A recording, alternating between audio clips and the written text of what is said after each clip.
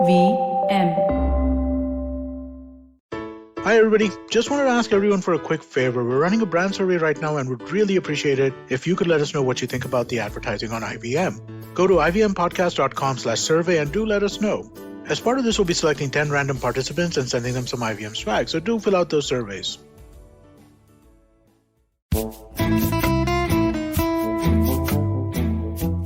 Welcome to this special episode of the Naan Curry podcast. एक second sir, special क्या होता है? बाकी स्पेशल नहीं हमारा? ये क्या बात हो गई? हमारे मेन्यू पे सब कुछ स्पेशल है। सब स्पेशल एपिसोड होते हैं हमारे नान करी के। आज वाला तड़का मार के स्पेशल है। बट गेस्ट आना तो उनको बताना पड़ता है कि स्पेशल है। उनको they should feel special. Extra तड़का छौंका हींग का लगा के है ये वाला एपिसोड। Absolutely.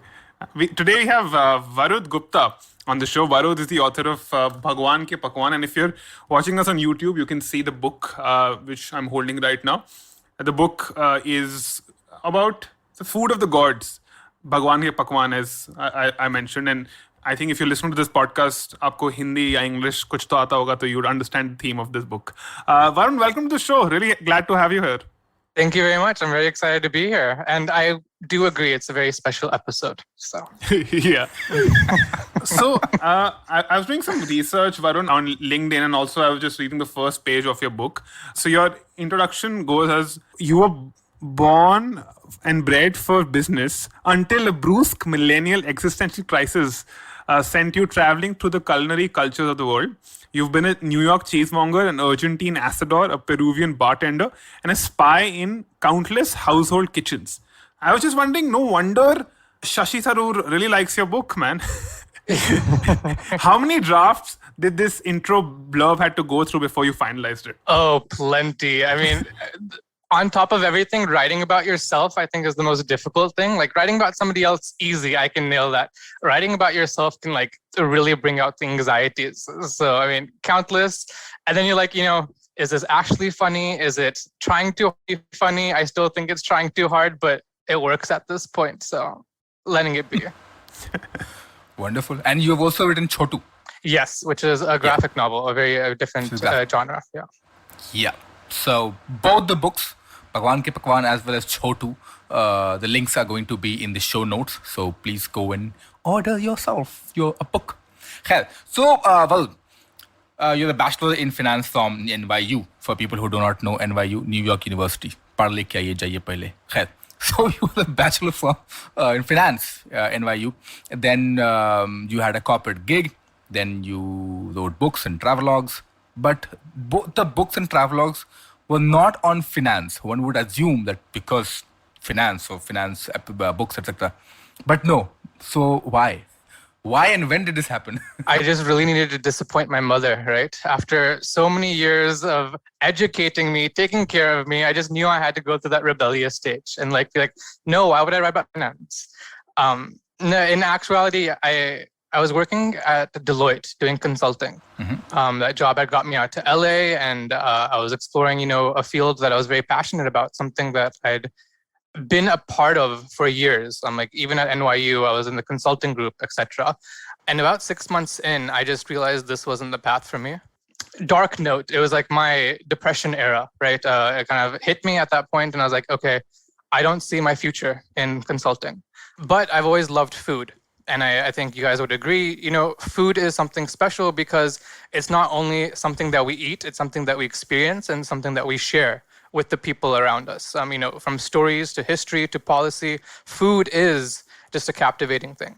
And so I was like, okay, either I can go to culinary school or I can use that same money and travel for a bit. And I think it was a very privileged, and I had an opportunity to do that. And I basically traveled my way, picking up odd jobs here and there, working in hostels in Argentina, teaching English at a culinary school in France, just to get closer to the world of food. And it was an amazing journey for me to go on. And I think it's helped me personally in a lot of ways, other than pushing me towards this path of writing. Wow. So just 6 months and you were like, okay, this is not me. I'm just quitting this job already.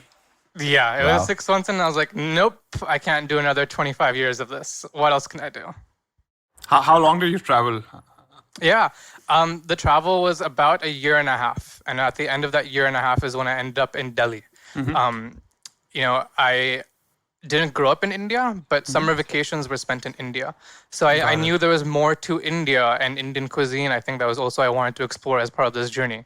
And I think that became a very natural segue into the book that we ended up doing. Yeah. So probably not a great question to ask, but because you look young, you may not be, but you do look young. So when was this? What age did you say, okay, 6 months and I'm done, I'm leaving Deloitte? It was 1 year after graduation. So 2015 is when I started this. Oh, wow. We graduate college 21, 22? Yeah, kind of like that. So that's somewhere in that age group is where I started. Oh, wow. And then you traveled 1.5 years. And Yeah. then you wrote a book at certain 25, 26, I believe, or whatever. Yeah, the I age is. think 26, 27, and entering late 20s at this moment. So yeah. Wow. No, we were just trying to figure out your age. That's about it. Nothing else. Well, I appreciate the compliment if I look young. The white hairs are starting, the hairline starting to recede, the back pains are kicking in, lower back, man. Oh my God. Yeah. It will come to our age, and then you will realize all these. As in just mine, by the way. I think I am the oldest here. Yeah. Come You're to my ancient. age. I am the ancient. I'm vintage. What do I have Vintage- to what do I have to look forward to? Please enlighten me. So I am vintage 89 model. So basically, so when I turned 30, I really started enjoying sitting on a couch or a sofa, wherever I'm sitting. So when you're young, you just sit down, right?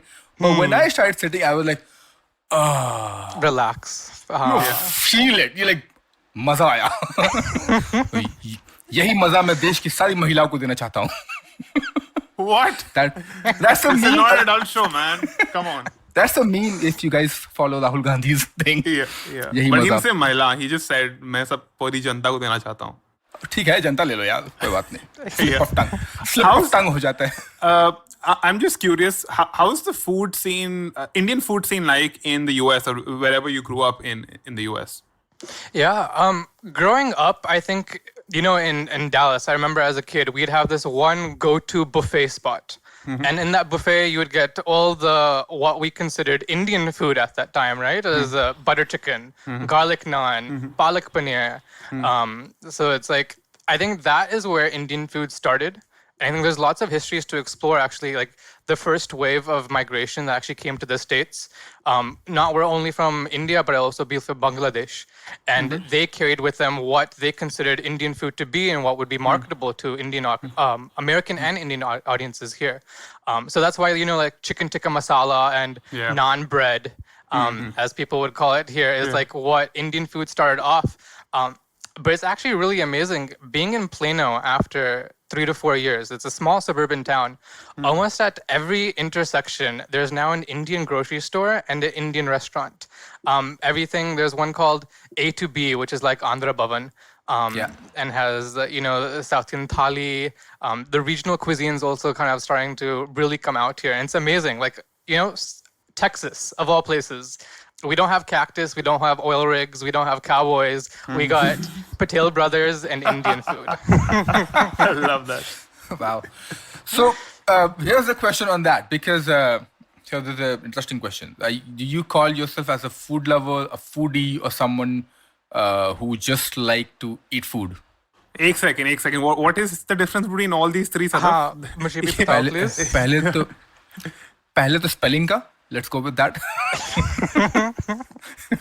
And second is that, see, food lovers are somebody who like, oh my God, they see food and they just like jump on, like hog, basically, right? So they're the food lovers. The foodies are, they kind of know the nuances, I believe, that, okay, this is what the foodie is, because when you go on Instagram, all these pretentious people #foodie, right? So they all become foodie.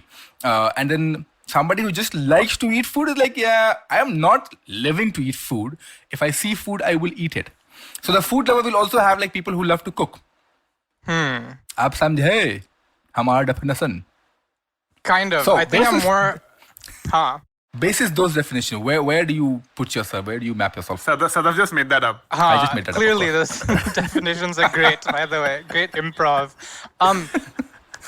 I think I'm more hardcore than all of those. Food to me is not only work. Food to me is not only how I travel. Food to me has always been, I've spoken about this before, food's been how I engage with people. I identify as a very token introvert. Talking to people, interacting with people can be difficult for me at times. But if we're there at a restaurant, trying out, a new delicacy, a new dish, it becomes a way of creating an exchange. It becomes a way of actually creating a much deeper bond that I experience. When I travel, I have thorough notes on like all the food spots I want to try, all the cuisines I want to try, and I tend to extend beyond restaurants.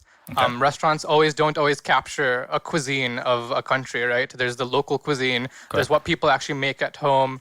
So like I do weird stuff. Like I go on Reddit and I create posts and I'm like, hey, I'm a food something. I don't know which definition.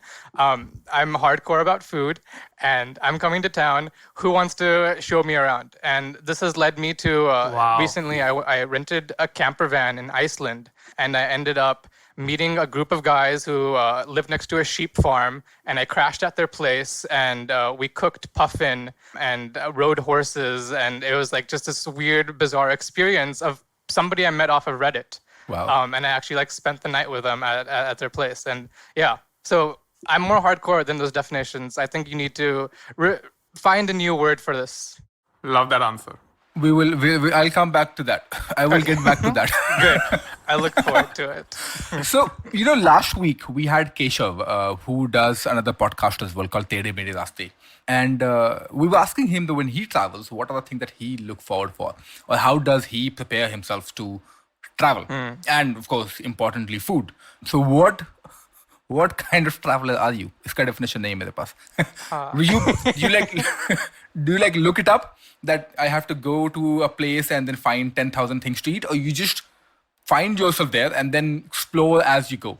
Yeah, I mean, I think it's very romantic to show up at a place and find as you go, but I think the reality of travel isn't such. It's hard to actually get into meeting people and experiencing things if you just go with the flow. Yeah. I'm definitely more hardcore. I also saw a post from last week's episodes about people who pack teplas with them and travel, and that's a major no-go for me. My family knows, do not pack me anything for the travel. I am saving the calorie, I am saving the belly space for eating things when I land there. Likewise. Yeah, I know. But yeah, I kind of agree with you because, even though I'm a very random traveler, but and the same, I don't go and try food at different restaurants because you kind of get that in your places where, like, if I come back to Delhi, I will, I think, get pizzas to eat, right? Yeah, and hence absolutely. I don't, but I think it makes much more sense to go there, find at least someone who's local, because then you're kind of living in that city and not necessarily only roaming around as a tourist. Absolutely. Yeah. That's finding someone there is a very useful part of actually getting into a culture of a place.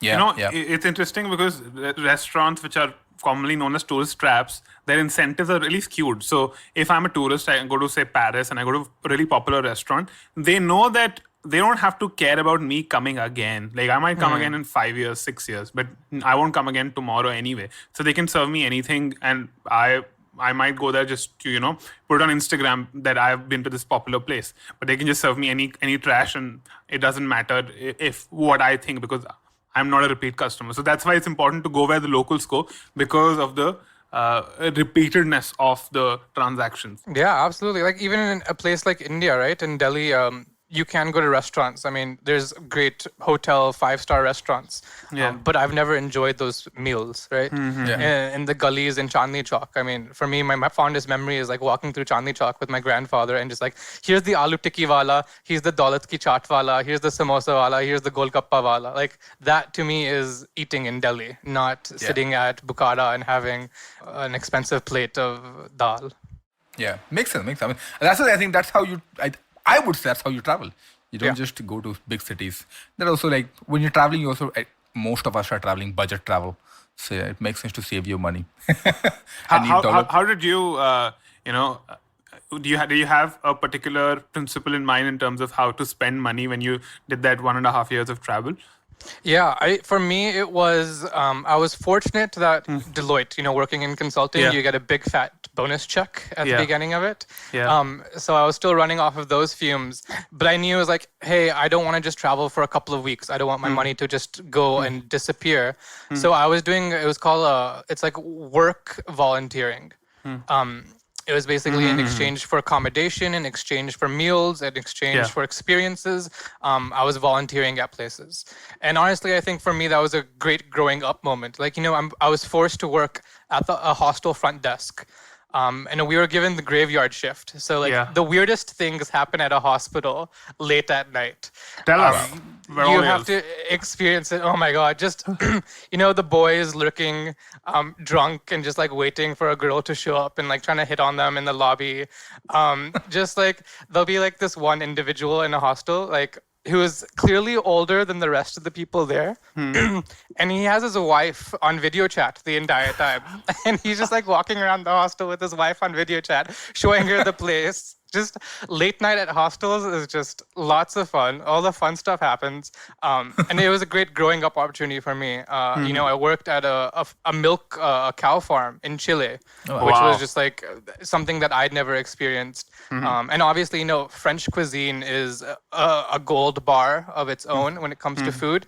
And I think it might come up in the last 30 minutes when you ask me some other questions. So I taught English there, and teaching English was just like me talking about food in the US.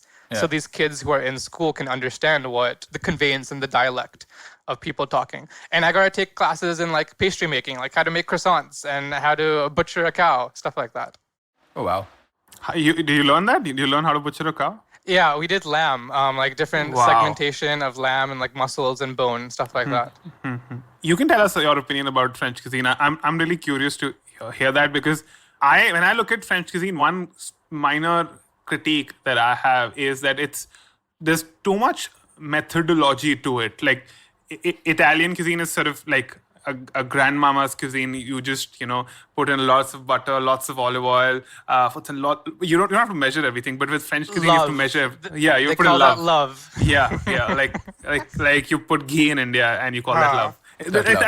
It's interesting because ghee means sneh in Sanskrit, which sneh also means love.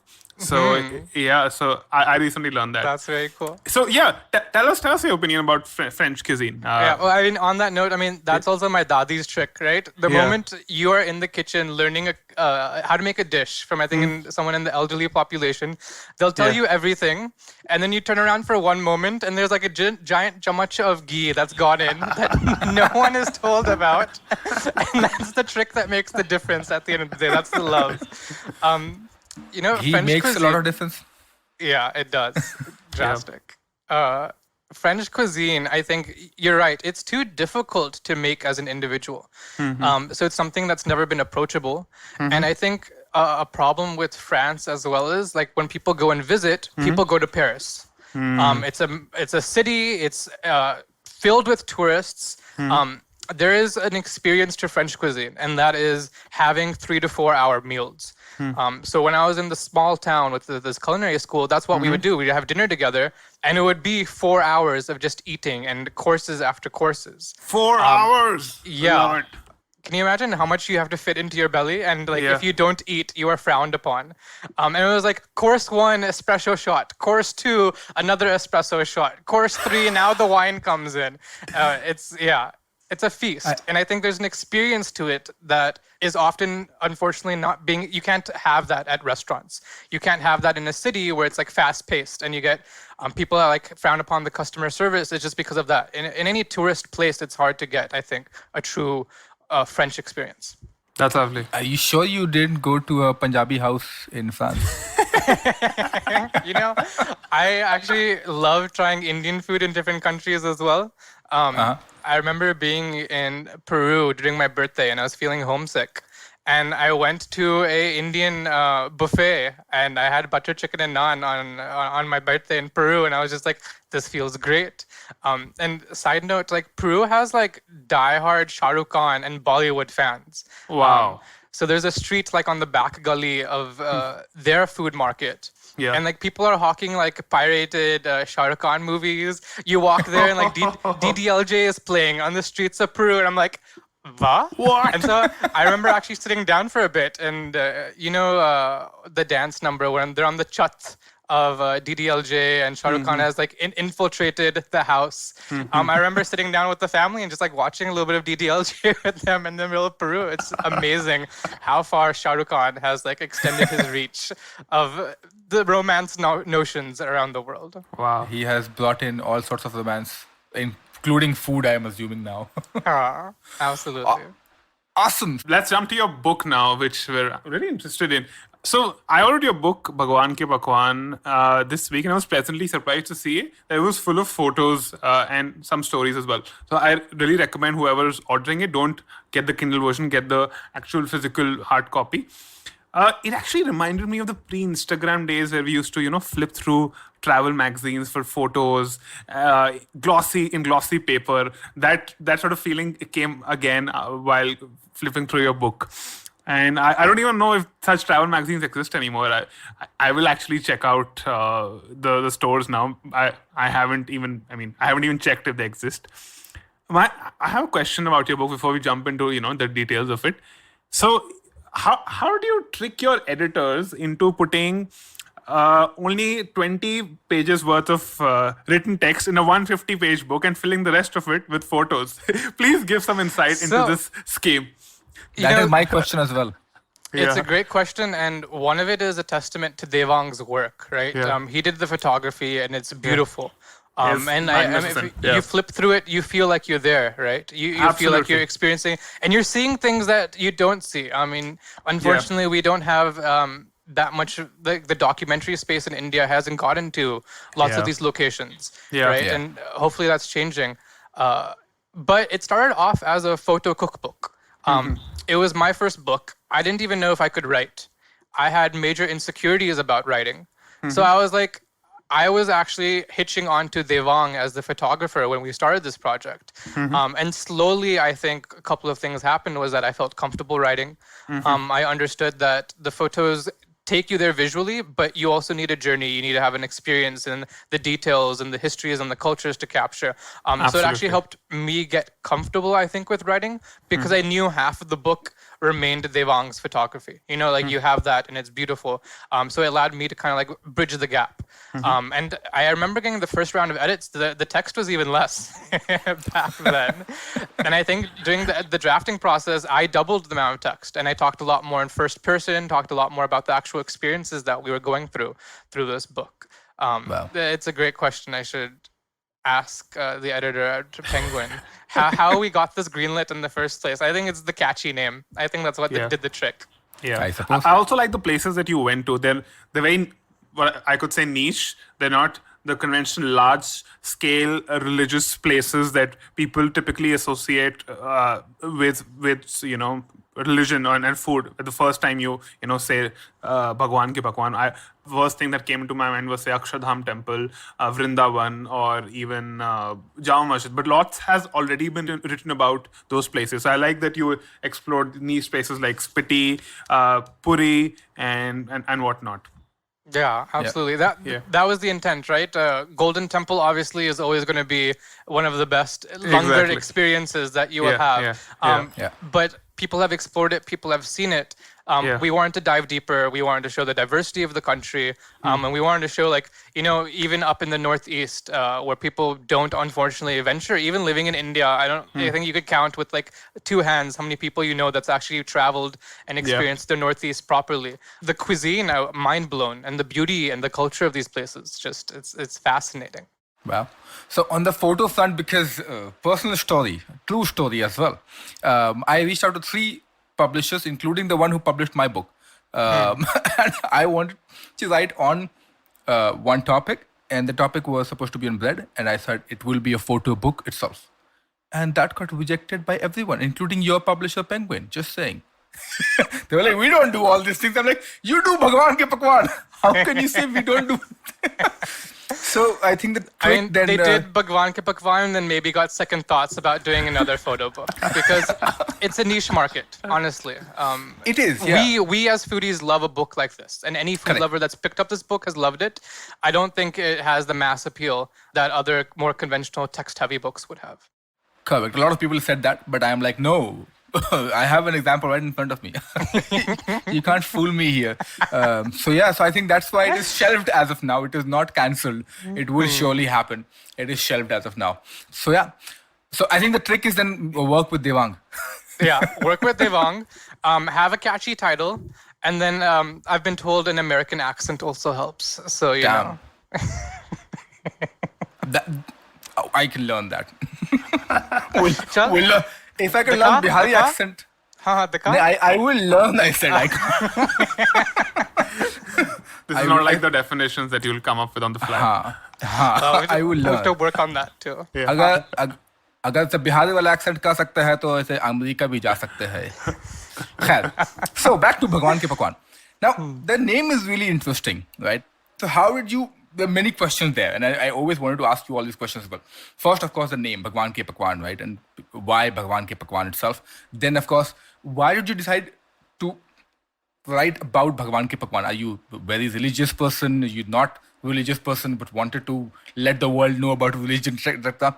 And the third one is that the usage of the language, the way that you wrote, it's a very young, it's a very millennial friendly, so to speak, kind of. And that's why I think a lot of reviews that I have read about for your book as well has that kind of sort of polar reviews or whatever the word is, right? So all these three questions. Yeah, okay. From the top, how do we think of the name? Brainstorming. I think, I talked about my journey, right? I talked about how I was very lost on a personal level. And I was exploring food at the same time. So, Devang has his own way of also looking at this. For me, I was going through this journey, and it was about food, and it was faith. On a very deep and personal level, I remember one of my favorite experiences was being in Israel. And there were two soon-to-be rabbis, two people studying at it's called a yeshiva. It's like a Jewish university. I met them at the hostel, and they took me around the old city. And we explored everything from faith to food. And I think that lens to me was enlightening. I am not religious. I identify as probably on the scale of leaning towards agnostic, where yes, there's things out there in the world, but we will probably never know them. And so when it comes to religion, I think that's where I fall. But what I like to say is, like, even though I'm not religion, I do believe in faith. I think there is more that holds us, even if I don't believe in one doctrine. So I think the writing that came out was just a very natural progression of me asking questions I was genuinely interested in. It was, having this opportunity in Udvara to speak with someone about Zoroastrianism. And I was just genuinely interested about, what are your thoughts? What are your feelings? What are these very different perspectives that people have? And so I think that's what it is. And yes, the reviews are very polar in this. I remember one was like, has a childish tone to it. And I was wondering, is that a good thing or a bad thing? You're calling me a child, but the other words contextually sound good. I don't know how to feel about this review. But yeah, I think it comes in my voice. Yeah. So that's what I wanted to be. Because, see, all of us have our way of writing. So Chotu has a very different kind of writing as compared to Bhagwan Ke Pakwan. And that's why I said Bhagwan Ke Pakwan has a very young and millennial vibe to it, because they are the language that you use and slangs as well. There are slangs, if I'm not wrong. So that's what I wanted. And for me, I am a young writer, and hence I don't really put myself in a box, unlike many other writers who have white hair. And old, not like you, who is young and white hair person. So when you were done with it, when it came out, and then what was the feeling that, okay, this is my first book? I mean, with any first book, it's your baby, right? It's like the most beautiful thing you've brought into the world.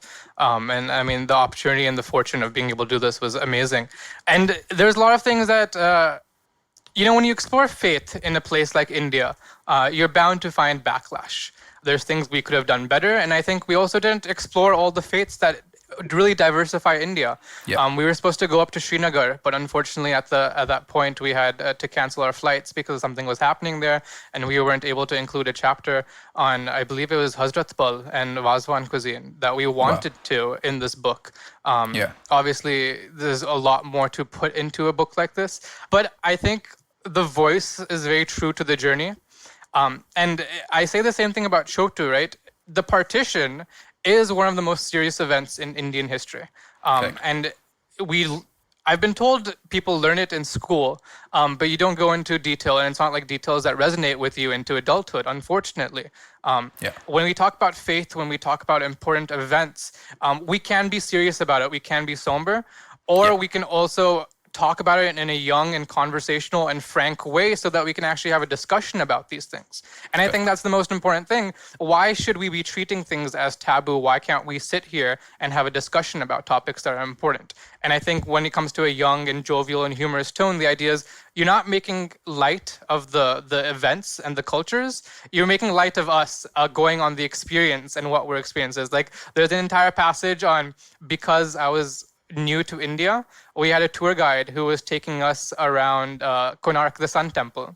And there was a word he was saying, and I just didn't understand it. I was like, what is this term? What am I forgetting? And he was saying erotic in like a very heavy accent.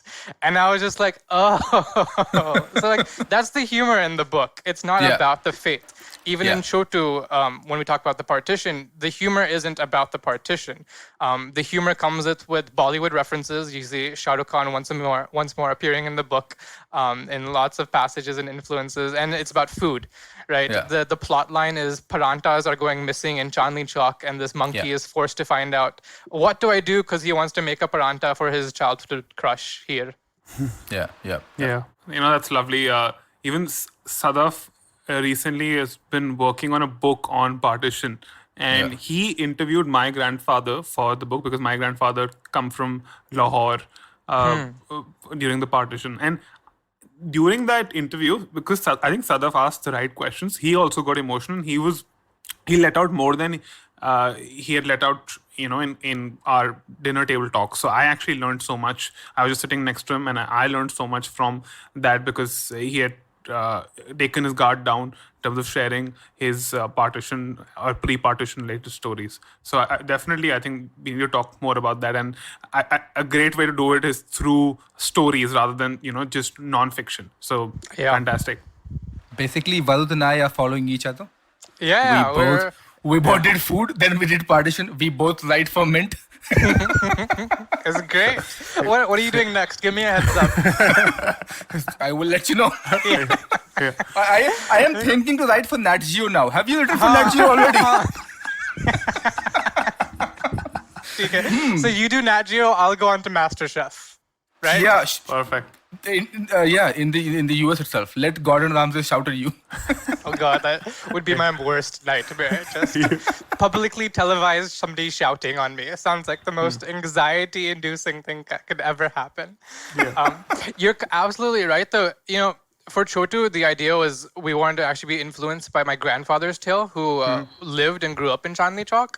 And because doing the book, I was talking to him a lot more, we were able to unpack these memories in a way that would have unfortunately otherwise been suppressed and repressed. And I think what happens in India is that we've condensed the events of the partition into ways that lead to biases of large populations today within India. And unfortunately, those biases continue to permeate in our lives. And they shouldn't be, because I talked to my grandfather, I unpacked these things, and we talked about, how there was undertones of harmony in a place like Chandni Chowk before the partition. Then obviously the riots made issues worse, and it brought some issues to life. It's the same thing we see in the US, right? Racism exists. It's not something that just came to be when Trump became president. It was something that existed. But we should unpack these events together as much as possible. I think that's a very important thing to do. Definitely. So you had mentioned earlier that you after quitting your job, before traveling, you were going through a poor mental health phase, and you then moved towards traveling to write stories about food and faith.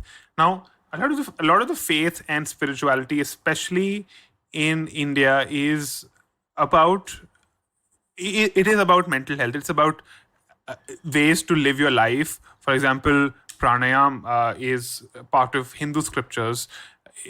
Meditation is part of Hindu scriptures. All those things in some ways improve your mental health, can improve your mental health. Different things work for different people. So after traveling so much to so many religious places, did it affect you mentally in a way? Did it change you? Yeah, I mean, it was honestly a blessing to be able to. It was kind of like at points, the food angle was the disguise, and I was there to actually learn about the faith. I was actually there to learn about the culture. Food is often like, an excuse to get to know someone, right? And for me, it was when you're going through, I think, something like depression, you are looking for the secret to happiness. You are like, what is going to make me happy in the world? And by talking to all these people, I think you come to understand that happiness isn't something that just turns on one day. Happiness isn't a recipe. Happiness are steps. Happiness is exploration. And there is no one way to achieve that. I think it's a recursive process. It's something that we are continuing to seek and find throughout our lives. And so I think that's the idea to keep in mind, is that all these different faiths have different ways of finding that happiness over the course of our adulthood. And so continue to search and continue to be curious are things that have helped me continue to define my vision of happiness. I mean, I think different ways of, I believe, exploring not just places, but of course yourself as well. And rightly pointed, I think food and travel bring people together. Bringing people together reminds me, it is time to separate and take a tiny break.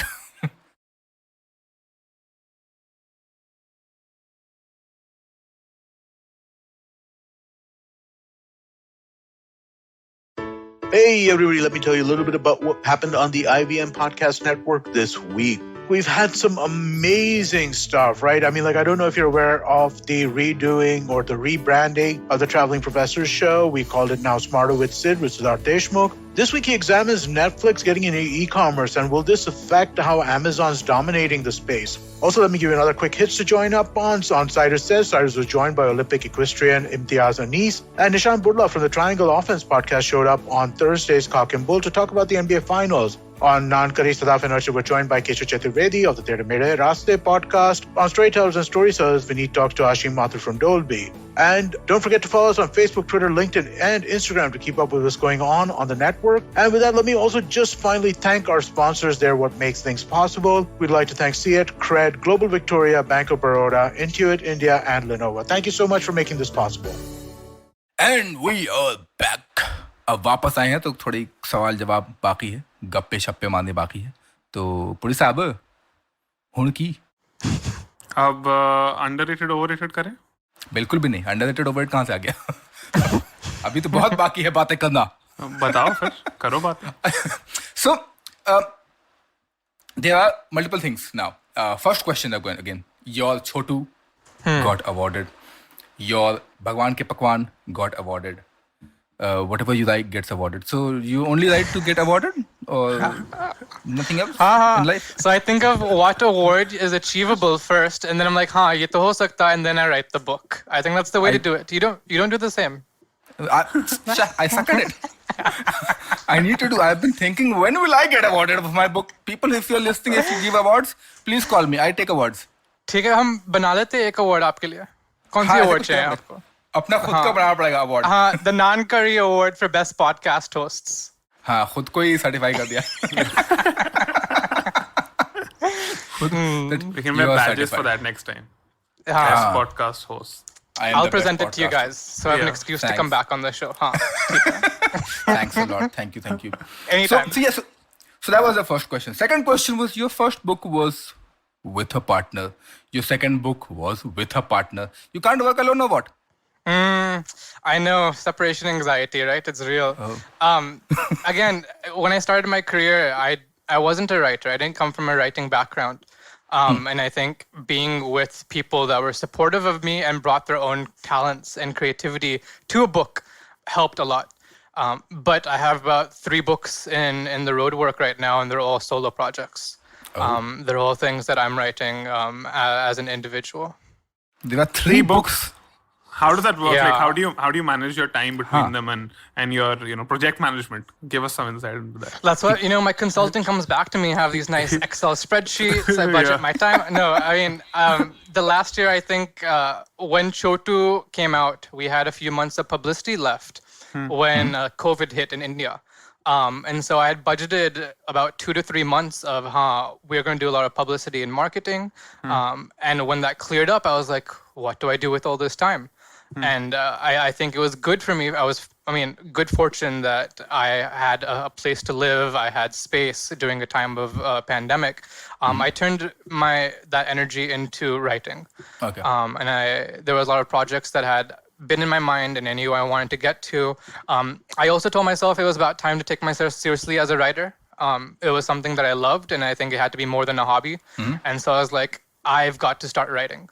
Wow. So I have another food-oriented book that I've been working on. I have my first historical fiction book that I'm also working on, and a third book, which is a little bit more fantasy-inspired. So a lot of exciting things, hopefully, to come. Fantastic. I gave myself a deadline that before I turn 35. So basically, I'm not 35, just letting people know. How much time is left? A little bit. 3 months. 3 months. No, a little extra than that. So I was like, before I turned 35, I will write 5 books. Okay. It didn't happen. 2 happened. 1. Well, officially I am 2 books down, but unofficially there are 3, because the third one I never got to see. It was with UN. And I never got to see that. And I'm like, I always keep asking them, hey, did you ever publish it? Because I don't know. You paid me. Thank you for that. But did you ever publish the book? So I do consider that as my second book as well. Do you have such goal as well? Like the other book I was talking about, 2019 February, I was traveling for the book. And then lockdown happened, so I had to shelve it. So do you also have such goals that before I turn this, I will have to finish like a 2-3 books or something like that? Because people do. I've heard people do have these crazy. Yeah, they do. And I think in my mind, I know for me, it's not short term. I know I want to write until I'm old, and I want to continue to output. If I can put a book or 2 out every year, a book every 1 to 2 years, not 2 books a year. That's, I don't know how people do that. If I know I continually want to write. And so I was like, by the time I hit 40, 50, I want to just have books that I've put out into the world, have shared with people, and that mean a lot. And I think, nice. You've put a book out. Anyone who creates something like this knows there's a part of you that goes into the book. And I think there's a part of you that grows up when you're writing the book. Ultimately, books are vehicles for ourselves. I talked about my dark era. I only started writing because it was journaling. It was self-therapy to me. Yeah. I started from a point of writing to help myself. And I think that it gets conveyed in a lot of the stuff that I do work on. I think that's an important part of writing for yourself. A lot of people don't write for themselves. A few people I know, they write to get awards as well, but that's okay.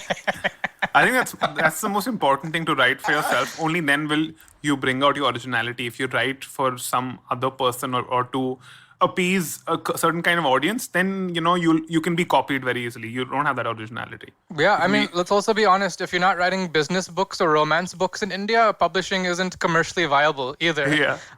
So you need to be writing for yourself. Yeah. And I don't think I'm writing romance books anytime soon. So food romance. Food is also a romance. Been on my mind. Let's explore. I'm looking for another partner for a project. So hit me up. This is official signing. I have the award in mind already also. Just wait. इसी बहाने हमें भी award मिल जाएगा. Let's do it. Done. Official signing ceremony will happen tomorrow. Do tune in back to Tantari podcast.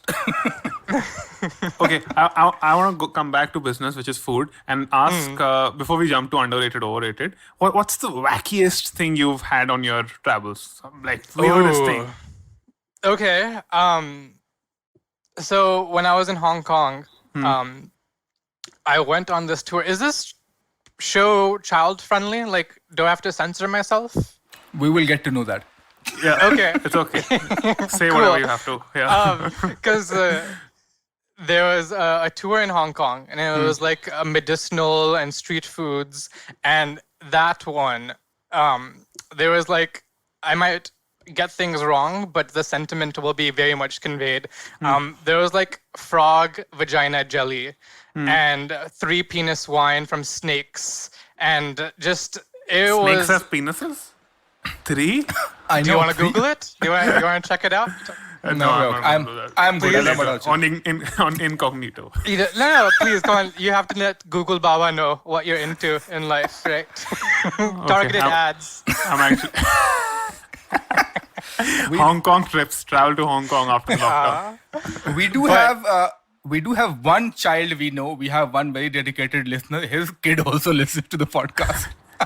We can bleep out the words. It was just frog jelly and... But what is a frog vagina Oh jelly? God, I googled it. You want to describe it for the viewers in No. very accurate detail right now? I can't unsee. Like, oh my God, my eyes. Don't Google it. Is all I'd suggest. I'm okay. Stop me. What? I don't want to Google. I'm good. Yeah. Did So, it yeah. have, what kind of effects did it have on you after that? If you'd like to share. Honestly, I think there's the shock and awe factor to these things, and it's again, I feel like the need to say it's not things that are eaten on a regular basis. Got it. Almost every culture has what's considered, medicinal foods or really out there dishes and items that might not be like actually consumed on a regular basis. And I think this was trying to bring that to light. On the flip side, like in Peru, they have cuy, which is guinea pig, as a delicacy, and anyone listening going to Peru and wants to try it, please skip it. No, don't do it to yourself. You'll regret it for the rest of your life. But the 3 penis snake wine is good. Yeah. All right, so Indians keep going to Hong Kong, I believe. Hong Kong, Thailand, etc. They could try all this stuff. I'm going to try it actually. Yeah. Even though the Google search wasn't very pleasing. Don't lie, I'm open to Archit. That Google search just made you more interested, I know.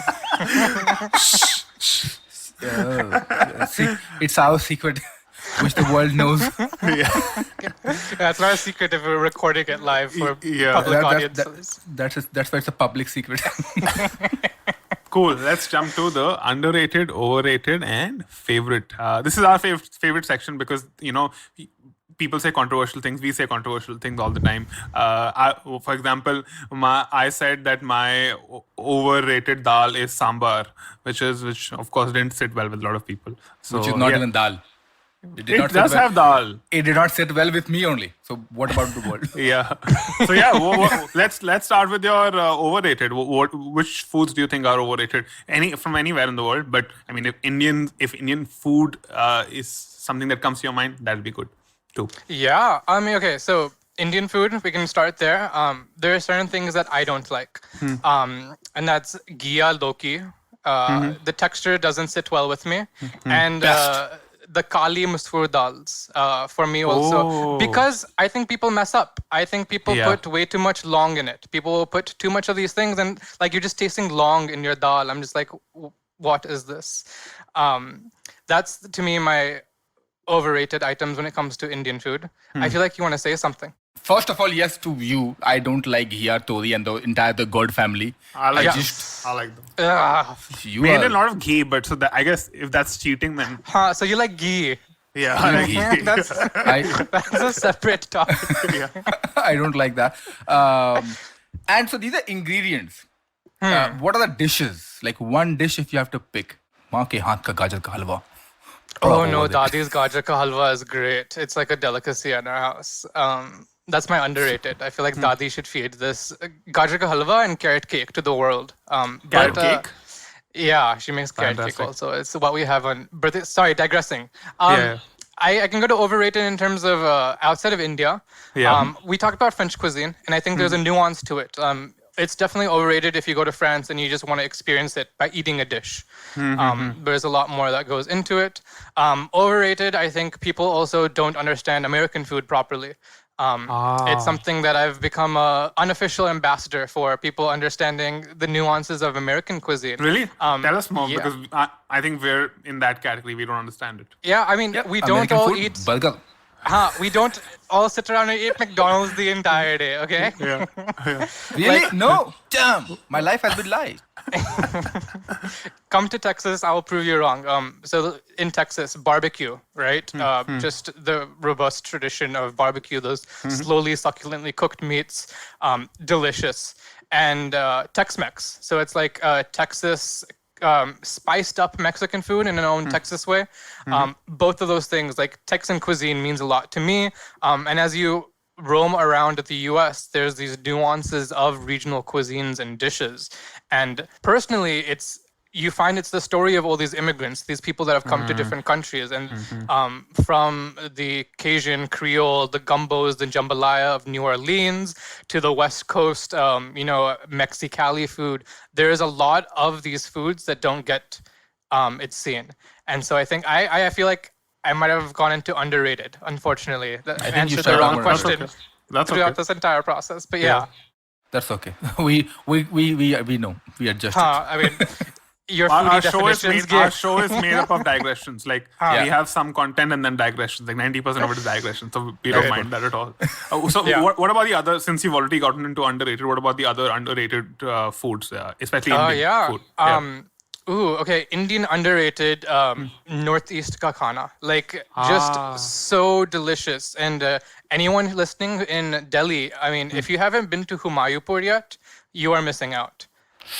Hornbill Cafe, all the Northeast cuisines and the thalis that are available. Oh my God, just such good food. The bamboo shoots made properly is the most delicious thing in the world. Unfortunately, lots of people use canned bamboo shoots and don't understand that the pungency of canned bamboo shoots has to be diluted. You have to either soak it in something, you have to take away or contrast that flavor. People don't understand it. Such good food from the Northeast. Please be eating more. I love my butter chicken. I love my tikkas. But they're like, and I think that goes with my idea of underrated globally as well. You have these nuances of regional cuisines in every country. That's fascinating. Like Japanese cuisine is what I have for comfort food. It's very strange, but during college, I just got addicted to Japanese food. And there's a lot more than just sushi. Especially living in a place like Delhi, you shouldn't be ordering sushi, guys. I mean, where is that fish coming from? No clue. But having ramen, having katsu curry, like fried cutlet with Japanese curry on top, and just all the regional nuances of Japanese cuisine, just amazing. Oh, wow. So wait, is that your favorite or is that the underrated globally? I have connected two separate categories once more. I'm calling it efficiency, actually. I'm answering more questions in one answer. 6 months of Deloitte and you get this? The creative work is rubbing off on me. Yeah. Any other favorites apart from Dadi ka carrot cake and gajar halwa? I mean, to me, there's a nostalgia factor associated with Indian food, especially as someone that didn't grow up in India. So like Ghar ka khana, just my family's probably not going to be listening to these words. So I can say that North Delhi mein, what's made in civil lines is better than what's made in the Kalkaji house. And just because my Mausi, who also does catering, has a lot of love in her food, in her food. And like for having lunch in civil lines to us is like, you have the dal, the tarka, the chawal, the papad, the achar, the kuchumbar, like the sabjis, like you have a feast and you enjoy it. And I think for me, just like nothing can replace that hing tarka on a good arad ki dal. I will make sure people listen to it. I will make sure. I will also send a timestamp. I will drive down to civil lines and send it there. Or I'll run to Kalkaji. Not too far from this place. We know a few people in civil lines in the same house. It's actually true. All right. So the last question before we dukaan band karo apna is that you mentioned about the Purani Delhi and roaming around in the lanes of Purani Delhi as a kid. So if you have to pick absolute one dish when you come back, let's say, for example, right? Which would be the one dish that this is the dish I'm going to eat from Purani Delhi? Yeah. That's a good one. Too difficult. Yeah, just one, by the way, not two, just one. We were just wondering, you were answering the other questions so easily, so we wanted to give you a difficult one. Yeah, I know. Can I do one salty and one savory and one sweet? Yeah, that is okay. That's fine, so Golgappa and Daulat ki chaat. That's like that. I mean, Daulat Ki Chaat also is one of those things like some people don't like it, but some people don't know. Like there are people who have been making Daulat Ki Chaat their entire life for generations, and it comes in like that steel bartan and it's just delicious. It's hard to describe. Like it's hard to tell anyone what it is or to give any references. People just get have to eat surprised it. as well. Yeah. How would you describe it? It's like foamy sweetness. Yeah. Oh wow, foamy sweetness. But that is mostly in winters. There's a Just for time for 2-3 it. months. Yeah. Summer mein to it just I think that makes it even better. Like the exclusivity of it to winters, to a limited time. Only people with certain skills can make it. I think that adds to the charm of it. But you know the epic thing about Daulat Ki Chaat? 2 epic things. Yeah, tell me. First, not so epic, and second one is epic. false first- advertising. The first epic thing is, well, not so epic, sorry, I meant not so epic thing, is that these days they're adding all sorts of stabilizers. And because, see, the initial idea was they would make the foam and everything. They would wake up in the middle of the night and they start making the foam. They will put it outside and they'll bring it back and stuff like that. And that also means that by 12 or 1, when you have the sun up, that Daulat Ki Chaat will go flat. But now you get Daulat Ki Chaat till like 4 or 5. Which is what you add the stabilizer. So molecular gastronomy, even in the streets of Purani Delhi. You Exactly. see them. Yeah. Now the epic part, which and I was like, I think I was right. I don't know if I wrote an article on that or not. बहुत साम्राज्य फैला है हमारा, कुछ याद नहीं रहता. So the epic thing is that Daulat Ki Chaat is sort of, at least the name is a very Purani Delhi name. Like for example, when you go to Lucknow, the same thing is Nimish or Malayo. But in Daulat Ki Chaat thing, but it is not made by Delhi people. It's made by somebody from UP or somebody from Bihar. And the funny thing is that the same Delhi Ki Chaat is not in Bihar or somewhere else in UP apart from Lucknow and Banaras, etc. As they say, वो दिल्ली का पानी, लखनऊ का पानी अलग है. You know? हाँ, ऐसा ही कुछ होगा. Yeah. But so, question then, Daulat kaun hai? So Daulat, there is a very funny history. So do you know about that Daulat Ki Chaat history? No, that's I'm actually asking. So there are 2 stories about Daulat Ki Chaat. First story is that somebody called Daulat who actually created this particular dish. Okay, And good because name. he created, so he named it after himself. Just like how Good. we are certifying ourselves, we are the best podcaster. So he Daulat said Ki Chaat. Daulat Ki Chaat. So that's the first story. Which Good is not filmy very name. He could be an very filmy. actor. Daulat. Daulat Kapoor. Daulat Yeah, Singh very heavy Lodhi. name. Yeah. But the one which is much more romantic for me is that the idea about Daulat, that how money does not like hold, right?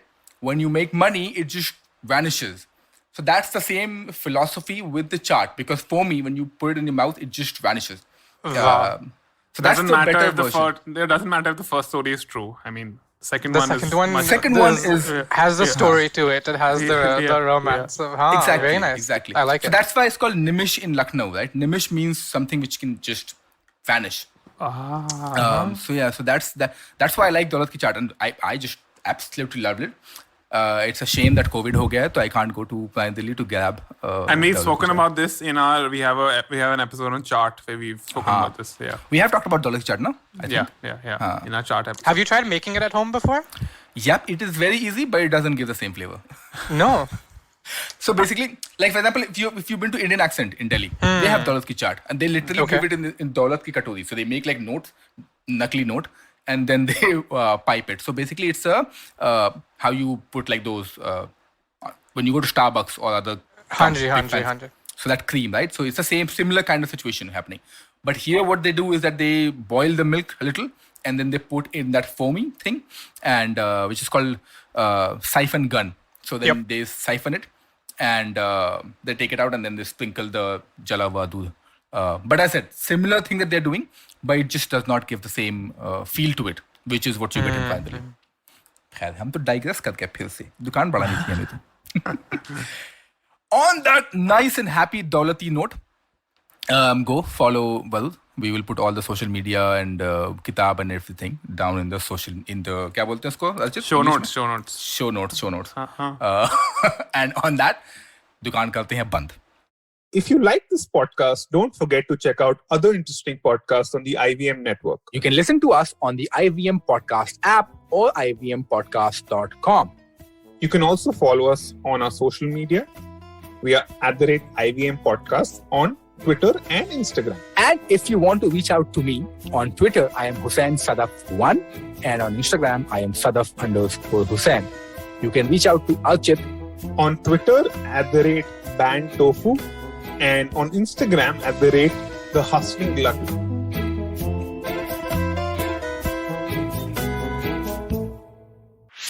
Whether you're an established sports person or a budding one, or simply a sports enthusiast, join us, Tanvi and Shlok. We are two passionate pro badminton players talking policy, mindset, and everything sport. So tune in to The Millennial Athlete every Monday. Only on the IVM Podcast Network. Trust us, it's gonna be lit.